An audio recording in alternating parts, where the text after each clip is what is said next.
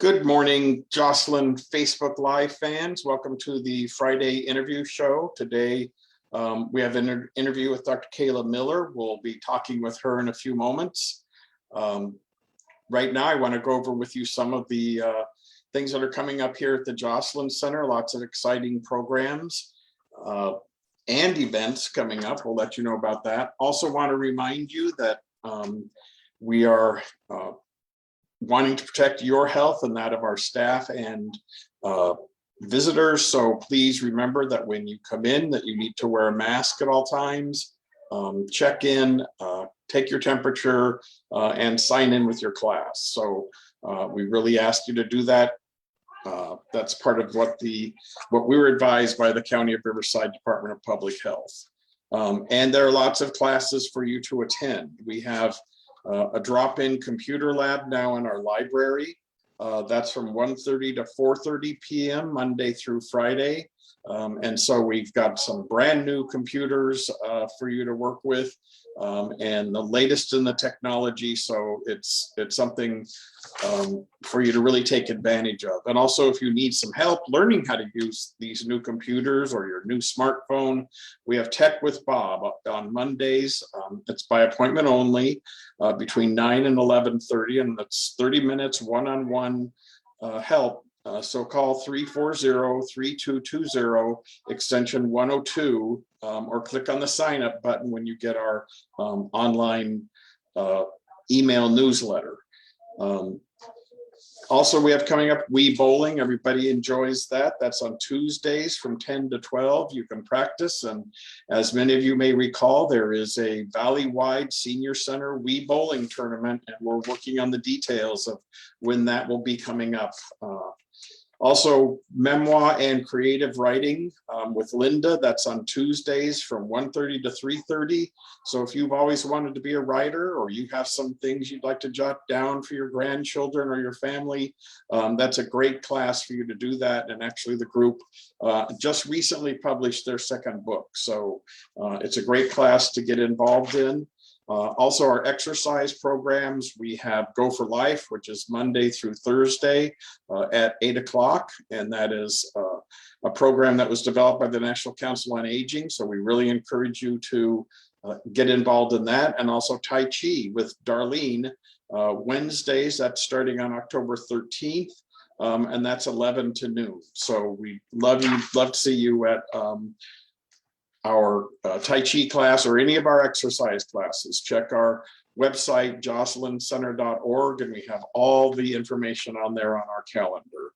Our wellness center, we have Mindful Mondays via Zoom, and that's from Monday from 11 to 11:30, and that's with Elise, our LCSW. So if you want information on that, please contact Melanie, our program director, and she will let you know how you can log in with that. Or you can even call in by phone and talk with Elise.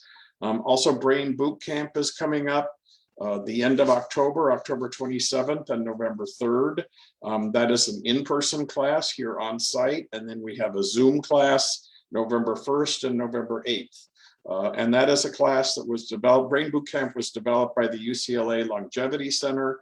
And it really gives you some great tips on brain health, how to stay healthy, how your diet affects your brain, how your exercise affects your brain and your brain health. So it's a great class and encourage you to take that. Also, Aging Mastery, 5 sessions via Zoom starting in November, and that's on Tuesdays and Thursdays.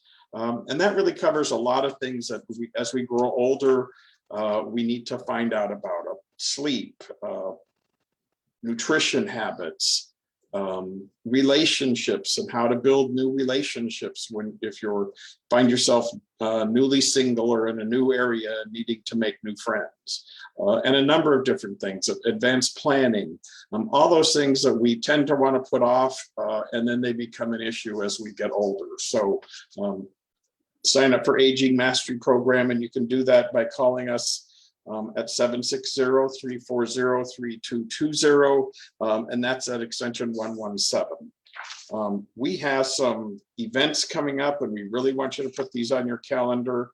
Our 2021 Health Expo and Flu Shot Clinic is on coming up on October 27th from 9 to 1. If you're a vendor and would like to sign up for that, please be sure you call Melanie. And also we are giving COVID vaccinations and boosters for those that are eligible. So that again is October 27th from 9 to 1. And we ask that you call and make reservations for that so that we can control the number of people here in the center at one time. And finally, we have several events coming up, but the one that's coming up is our 40th anniversary celebration and season kickoff. That's a cocktail reception fundraising event on Friday, November 12th from 6 to 8. It's $100 per person. The 849 restaurant from Palm Springs is going to be catering that. Open bar, so it's going to be a great event. Let you know about what we're doing here at the Joslin Center and our programs, and we ask for you to support us. So we appreciate that. If you need more information or would like to receive an invitation, again, call us at 760-340-3220 and ask for Greg Murphy, and he's at extension 107. So, of course, today is our Friday interview show, and today we're very happy to welcome Dr. Kayla Miller with the Palm Desert Advanced and General Dentistry. So Dr. Miller is going to be joining us in just a moment. We'll wait for her to turn on her sound and video, and then we will have our chat with Dr. Miller today. So while Dr. Miller is working on that, there you go.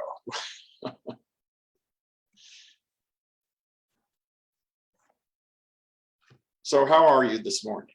Good morning, Mr. Murphy. How are you? I'm doing very well, thank you. We talked about your practice, the Palm Desert Advanced and General Dentistry, and that that's your practice. Why don't you tell us a little bit of your background and what brought you into dentistry? Well, I am a daughter of a doctor and a family of doctors. I grew up in Colombo, Sri Lanka, and I came to this wonderful country to do my undergraduate and postgraduate education. I did my 2 undergraduate degrees at the Johns Hopkins University in Baltimore, Maryland, and then went on to dental school in Maryland, the Baltimore College of Dental Surgery, by the way, the oldest dental school in the world. And then I moved to Los Angeles because my husband then got a residency at the Jules Stein Eye Institute. So I have been in California for quite a few years. I have 2 children and 2 sons. And currently I bought a practice in April in Palm Desert, and I'm very happy to be in the Coachella Valley. Well, welcome, and we appreciate this opportunity to speak with you. As you know, many of our listeners are seniors, many are not. So, but tell us about your philosophy and the way you work with seniors in your practice, and the way seniors have a lot of other medical conditions at times, and that may, when we don't think about how that might interfere or affect our dental health. Yes, I have, coming from a medical background, I got interested in dentistry because I originally wanted to be a doctor, and my father was very keen that I do. However, I did research with an orthodontist at the University of Maryland while I was at Hopkins, and I got very interested in dentistry and got very passionate about it. So I did the switch and the transition. However, I didn't forget the medical background that I had, and I was always passionate about as well. And when it comes to seniors, a lot of my patients that I'm seeing have medical conditions. Some are severe, some are mild, some are the standard diabetes, the high blood pressures, thyroid insufficiency, etc. However, there is a correlation that when a patient comes in, I take the time to study the medical history. To give it as in an example where people can understand. For example, patients come and they have had work done, and then suddenly you see decay in their mouth, and they have a dry mouth, and you wonder what went wrong here. And a lot of times it could be the high blood pressure medication they're taking that is causing a dry mouth, and they're not aware of it. So suddenly they are getting cavities around their teeth, or maybe a thyroid medication that they're taking. So I review their medications and then get in touch with the doctor. And it's very simple. If we can, there are different medications they can take. It's not one set high blood pressure medication that a patient has to have. So we are able to change it so that their dentition isn't compromised. So that is my approach. Second of all, I'm very caring about the seniors because a lot of them have nutritional problems and they're not aware of the fact that they may be having nutritional deficiencies. So we go through all that before we touch a patient and start working on them. So that sounds very important, because I, as a layperson, wouldn't think about how a medication might affect my dental health or how my diet, although we're always told not to eat sweets. But other than that, how our diet might impact our dental health. And that's something I frankly have not experienced before. At times I've seen a dentist. It's, they do the examination or teeth cleaning and tell me what's wrong, and we go from there, but not looking at that potential relationship between medications and diet and that. So that's an interesting aspect. And do you work with or contact the primary care physician to discuss some of these issues? Yes, in fact, I've started, even though I'm new to the Valley, I'm very conscious about that. So I'm developing relationships, or I even talk to my patients, say, why don't you go back and talk to your doctor and address this matter? And if they are willing, I'm more than happy to talk to them. And sometimes I do insist, I pick up the phone and I say, I introduce myself on behalf of my patient and talk about the mutual patient and the medications they're taking. And I've had very good responses. Sometimes doctors are very busy, but we connect either via email or a fax or a persistent phone call, but I'm here to serve the patient. So I try to get in touch with them as soon as possible.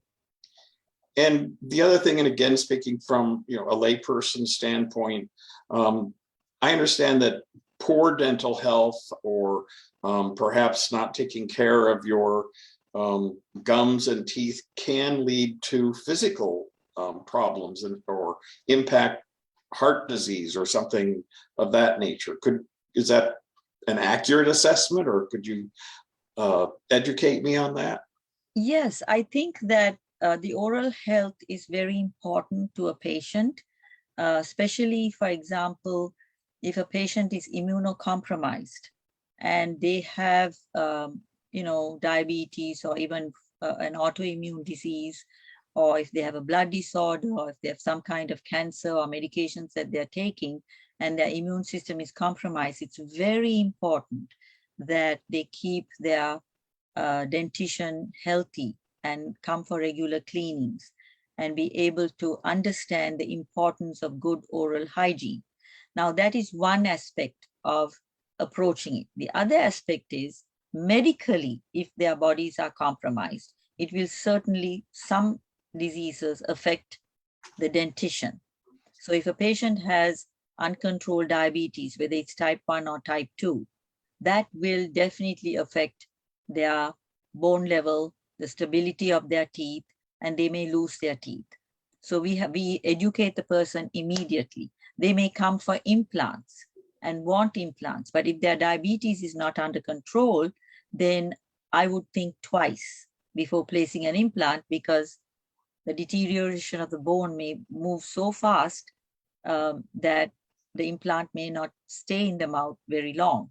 So it's very, very important that their medical condition is stable and under maintenance before we do extensive work like implants in their mouth.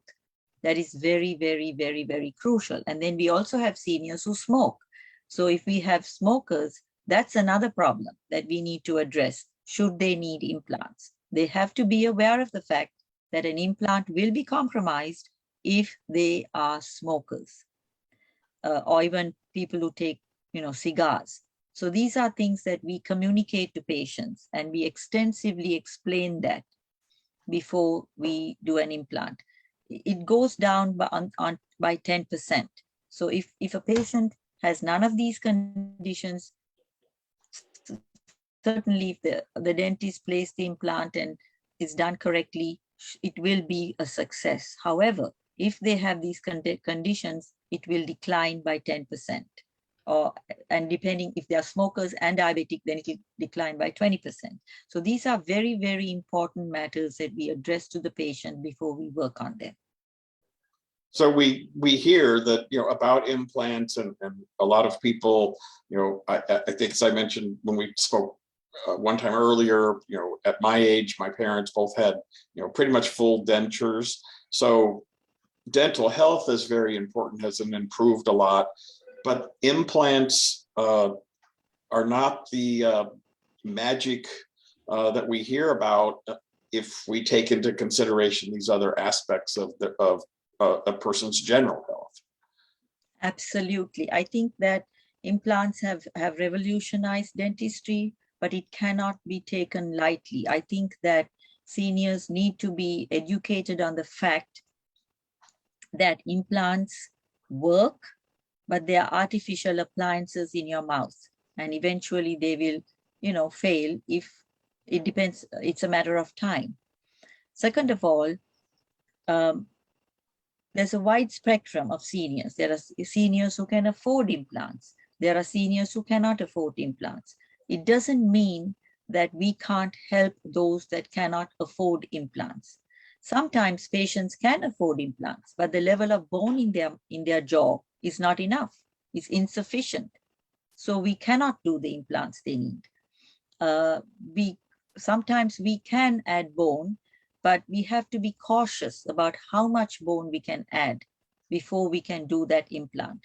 So it is a complex matter. It is not confusing.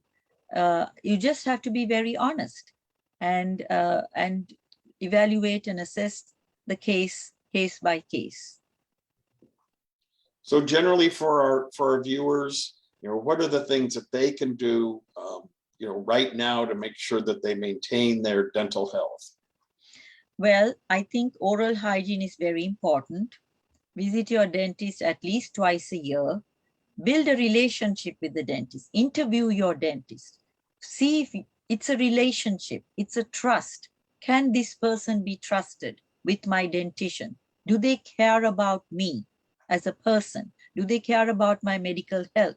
Do they care about the fact that the level of my finances and things like that? So you have to actually take the time to interview your dentist, get to know your dentist, and find out if you can actually trust that dentist to take care of you. I think the integrity today is very, very crucial. So as you mentioned, you're fairly new to the Coachella Valley in this practice. How would our listeners get in touch with you and find out more about you and your practice? Well, our practice is in Palm Desert, and it's on 1 block north of El Paseo Drive on Lorera Street. You can always call us at 760-340-1030. Okay, so that's 760-340-1030. So yes. If anyone wants to get in touch with you, that's the best way. They can make an appointment and talk with you. You've given us some really good information and cleared up some misunderstandings I think that people may have about dentists and dental health and what's available to them. So I appreciate your taking the time with us, and appreciate your support of the Jocelyn Center. Also, I'll let people know that you do have your brochures and flyers here at the Jocelyn Center if they want information, so they can find out that way. So I really want to thank you for joining us on our interview show. Anything that I missed that you think I should have covered with you? No, thank you so much, Mr. Newby, for having me. And like I said, I'm here to serve the community, serve the seniors, and if any way I can help, I'm there for you.